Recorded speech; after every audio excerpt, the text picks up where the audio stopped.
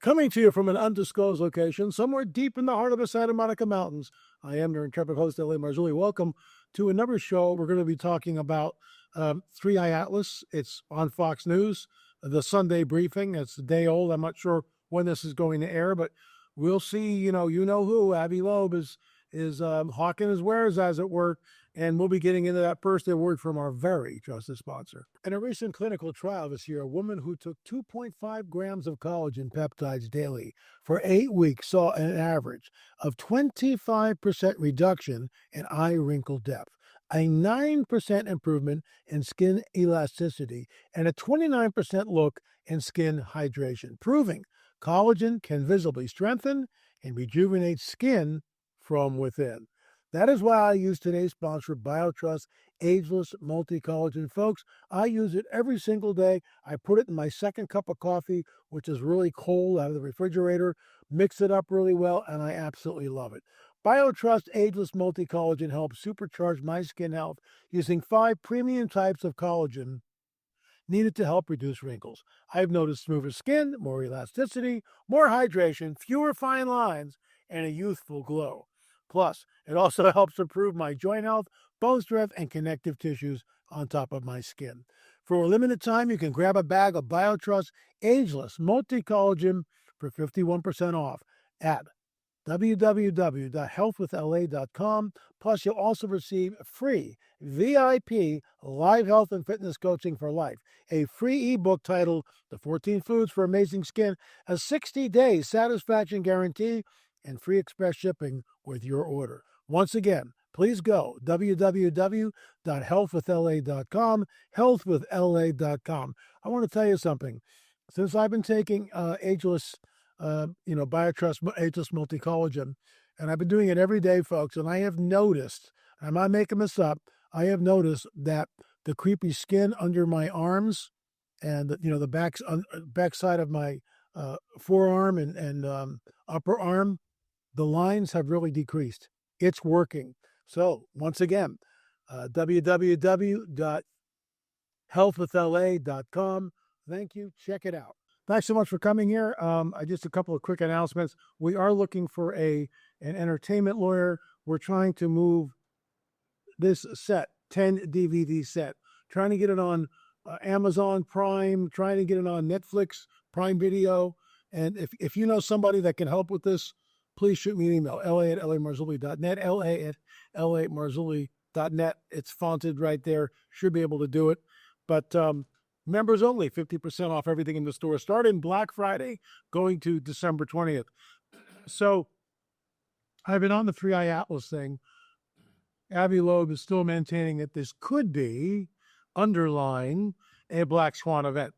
Could be a Trojan horse event where this thing comes close to Earth.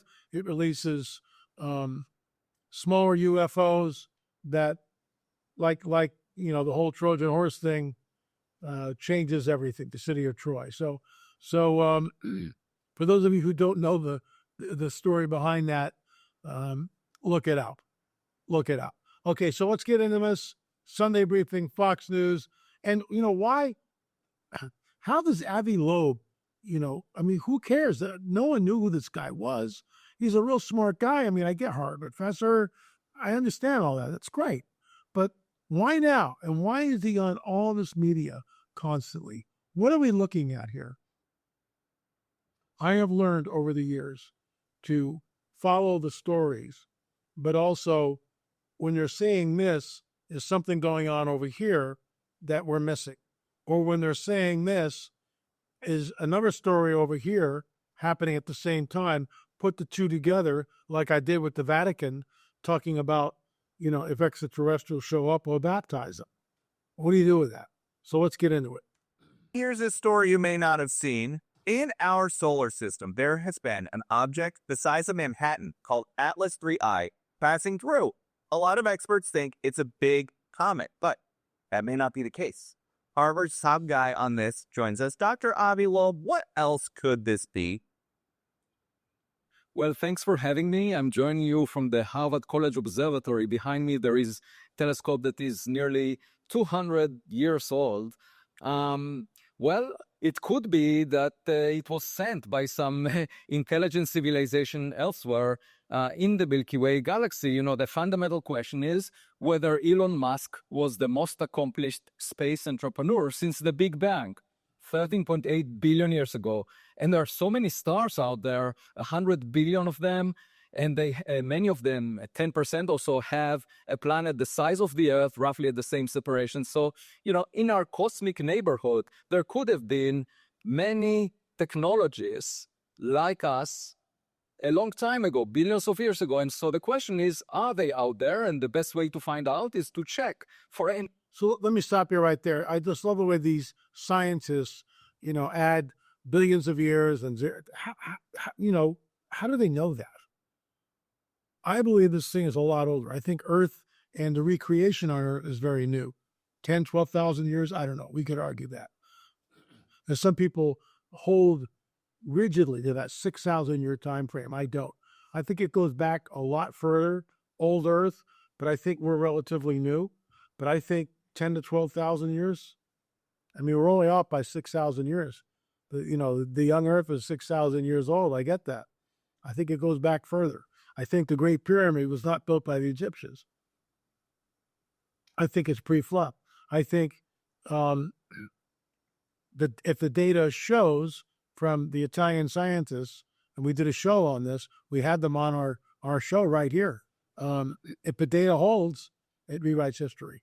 So what are we looking at here? Why do they always say, you know, billions of years and all this other stuff? We don't know how old this place is. And they talk about civilizations that existed and that might not exist anymore. Maybe those civilizations died out. And I've talked about this before. I'm going to say it again because there's new people all the time. There's something called Fermi's paradox. Enrico Fermi, brilliant man, right? So at lunch, as the story goes, they're talking about life on other planets. And he basically quips and goes, well, you know, if there's life on other planets, where the heck is everybody? If the universe is teeming with life, where is everybody? True, where is everybody? Now we get UFOs, UAPs, I get that. That's why we have, shameless plug, but we have 10 DVDs on the whole UFO phenomena. Real versioning not going away. This is the coming great deception. All day long. This is it. This changes everything. But I digress, as usual. So where the heck is everybody? If the universe is teeming with life, and we don't know what this is. What if we're in some sort of a holographic universe? So we don't know. Let's continue. Spacecraft that may enter the solar system from outside. And lo and behold, there was a big object the size of Manhattan that was spotted on July 1st this year. It's moving in the plane of the planets, as if it wanted to have a reconnaissance mission towards the planet. Let me stop you right there. So, I mean, that's complete conjecture. I mean, he's adding that in. And I get it. It's going very close to Mars. On the way out, it'll go by Jupiter. So Mars and Venus. I understand all that. Very, very interesting. But I mean, that's complete conjecture. I mean, if it's a comet, so, you know, what are we looking at? It's a piece of rock. But this comet, so-called comet, is displaying some signs, which some people, Avi Loeb being the tip of the spear there, is saying, we got to watch out for this. And once again, he's talking about a black swan event, a Trojan horse. So here we go. It just passed the sun. It had some non-gravitational acceleration, meaning that there was some force acting on it in addition to gravity. And it looks really weird. There are several anomalies that I spotted, 12 of them, that make it unusual, unlike the comets that we're familiar with. And so when you talk about these anomalies and non-gravitational movement, the argument, and you write a lot about this on your blog, is that you think it's possible this big Manhattan-sized object could have like a thruster on it. Right. We do see 7 jets coming from it. Some are directed at the sun and some are pointed away from the sun. And it's not clear what is the origin of these jets. And one possibility is that it's pockets of ice on the surface of a rock. But another is that these are thrusters and, they go 1 million kilometers in all directions. And, that's quite unusual. And the good news is that we can collect a lot of data in the coming weeks. It will get closest to Earth on December 19th, about a week before the holidays. And let's just hope that it will not send any unwanted gifts to Earth. And so when you talk about unwanted, So he's, you look at his face, he's smiling. I mean, he clearly enjoys the moment. And it's sort of tongue in cheek here. But why?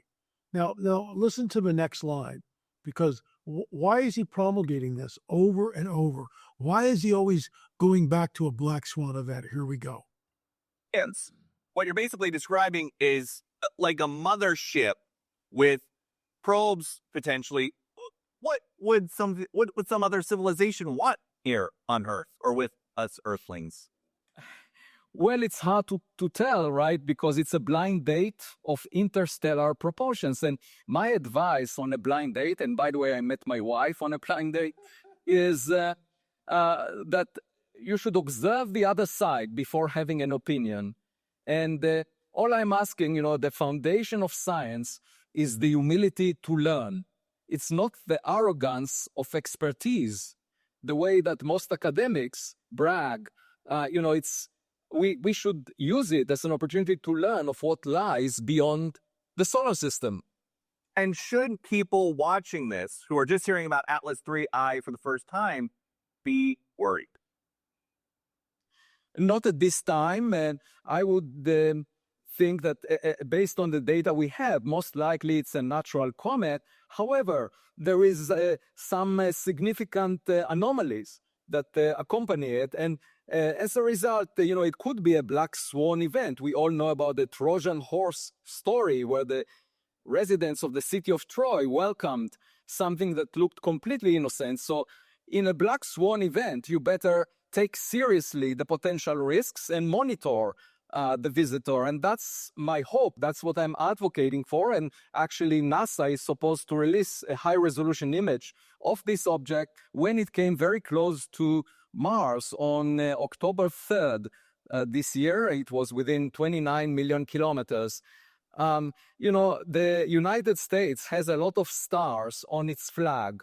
And my point is that the United States should not just be a beacon of light to all nations on Earth.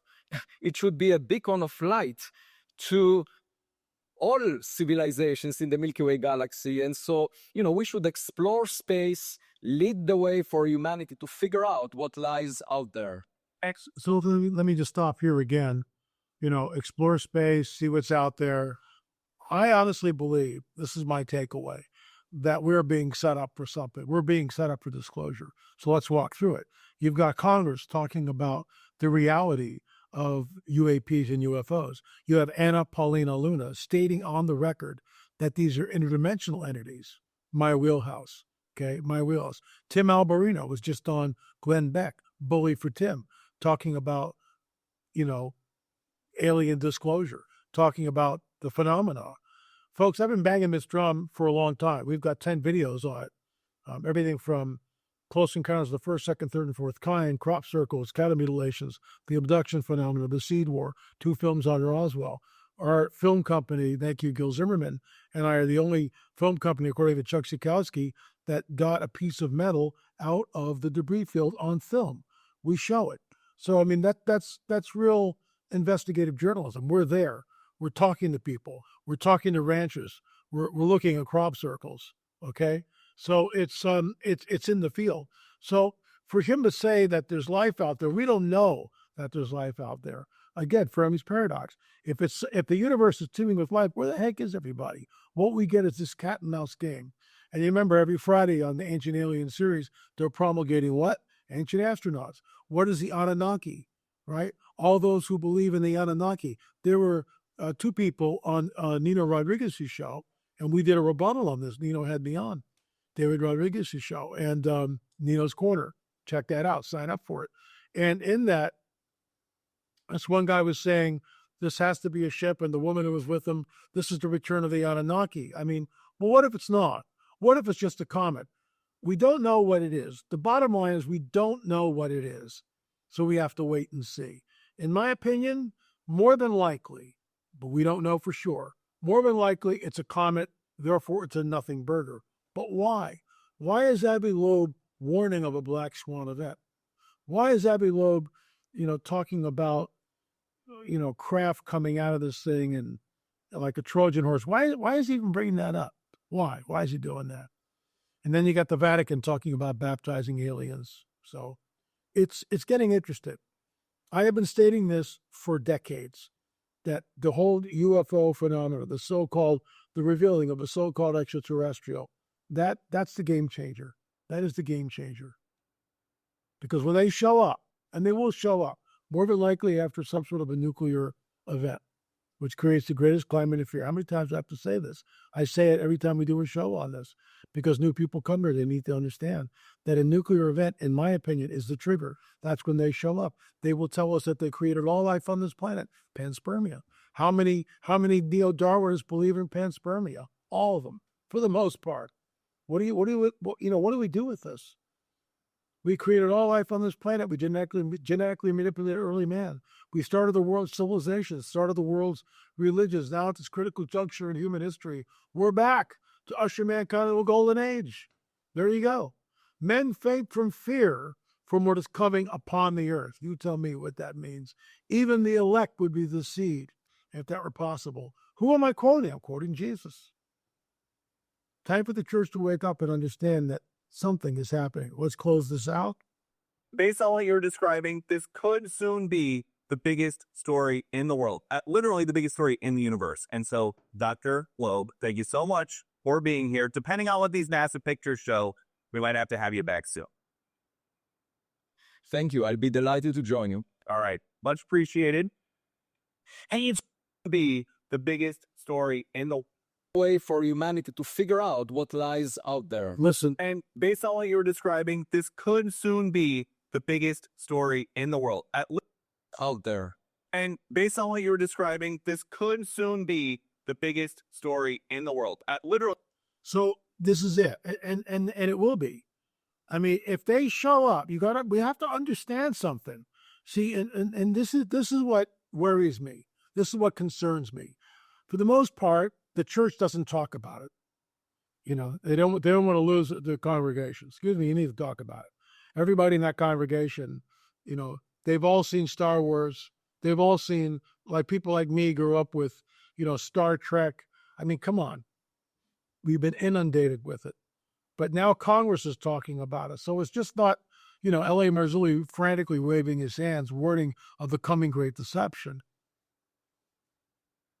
And I got that from First Thessalonians, where, because they, who are they? That's us, not me and you, if you're a believer, but the world at large, because they did not believe the truth. What is the truth? That Jesus created everything. He spoke everything into existence. In the beginning was the Word, and the Word was with God. He was with God in the beginning. All things were created by him, and without him was not anything made that was made. That's it. That's it. Done. You either believe that or you believe the fallacy of Darwinism. And all we have to do is look at the complexity of the DNA molecular structure, and we go, wait a minute, this just didn't happen. Somebody created it. And that somebody, as a born-again, spirit-filled believer, is our Savior and our Lord Jesus. So we're set up for because they did not believe the truth. God sends them strong delusion. This is the strong delusion. Men think for fear from what's coming upon the earth. Even the elect would be deceived if that were possible. It's coming. And, Peter Ducey there, he warned us. I'll play it again. Here it is one more time. And based on what you were describing, this could soon be the biggest story in the world, literally the biggest story in the universe. And so, Dr. Loeb, thank you so much for being. So there you go. And he's right. Because when they show up, everything changes, and it happens very, very quickly.